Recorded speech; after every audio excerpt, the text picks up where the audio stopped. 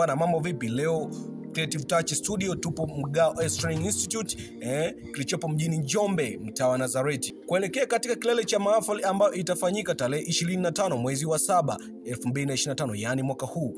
Pia bila kusahau kutakuwa na kumbukizi ya anniversary ya miaka 10 taasisi hiyo tangu imeanzishwa. Za chini kabisa nasikia hiyo siku kutakuwa na Dogo Pateni. Is a building. Bwana, ongozana mimi tuende kujua mambo kadha wa kadha. Mambo gani wametuandalia? Bwana, mambo vipi? Poa, fresh kama kawaida. Au sio? Bwana, mimi naitwa Kitimbe kutokea Creative Touch Studio. Bwana, kuelekea katika kilele cha mahafali ambayo itafanyika mwezi wa 7 tarehe 25. Unaizungumziaje na wewe umejiandaje?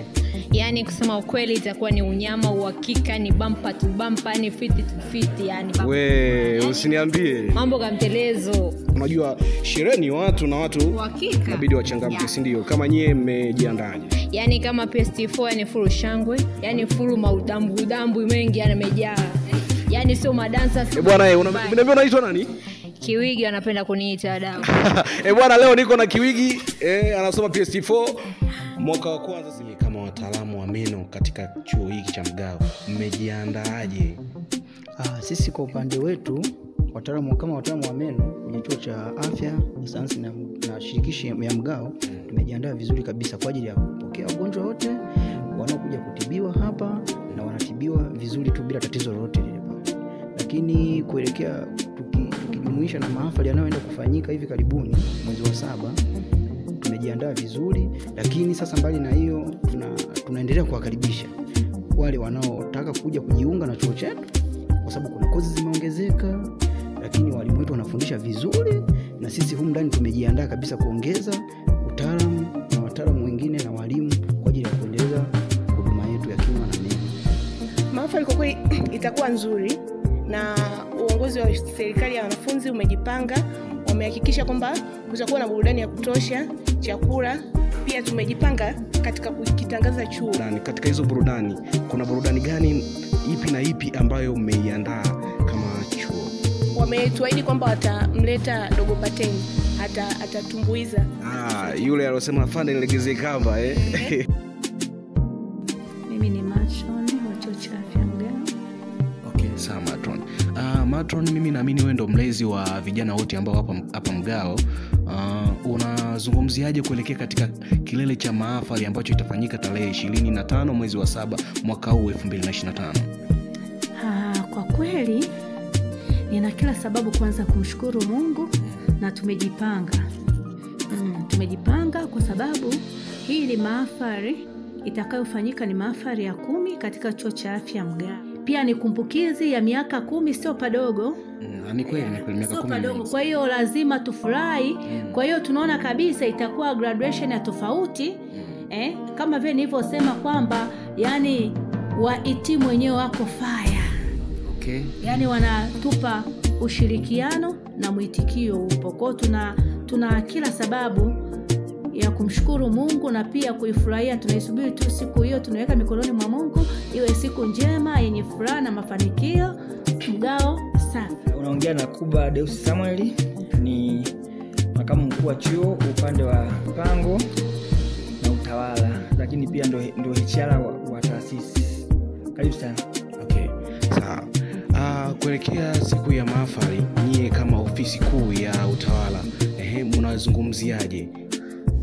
Nalizungumzia kwa aina yake, kwa sababu sisi ni waungwana wa kupenda kufanya vitu vizuri.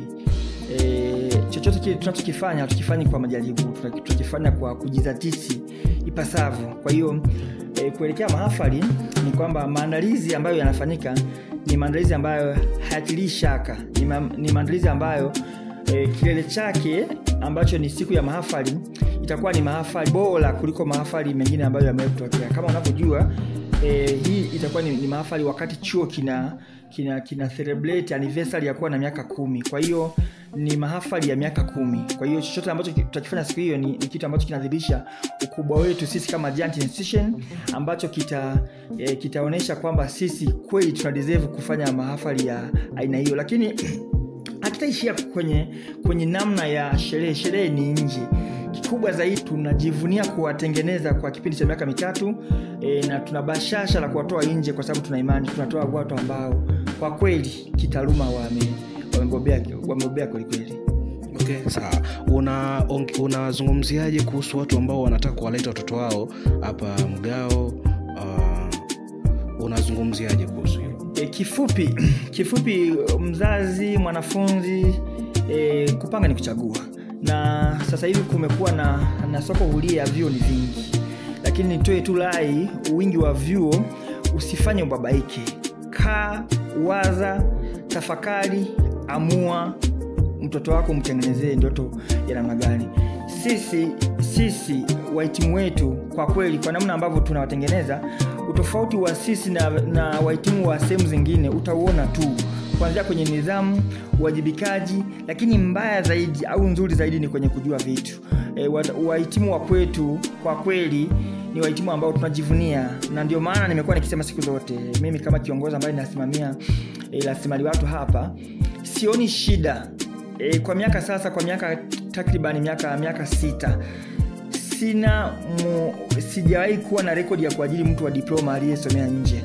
Yaani tukiwa tuna uhitaji wa kuajiri mtu wa diploma, tunachukua mazao yetu. Kwa hiyo kama kuna mtu anawaza wapi mpeleke mtoto wake, mimi namwambia kwamba Mgao ni sehemu sahihi. Wahitimu wetu tunawatoa vile inavyotakiwa. Unatoa mhitimu ambaye hana chembe ya shaka, kuanzia kwenye maarifa, ujuzi, weledi, umahiri, ni ule ambao hauna shaka kwenye mamlaka zinazotusimamia kwa maana ya Activate na Wizara ya Afya. Okay bwana, kama ulivyosikia, sisi ni Creative Touch Studio. Bwana, uwe na wakati mwema. Asante sana, nashukuru sana. Na kazi njema bwana. Asante sana.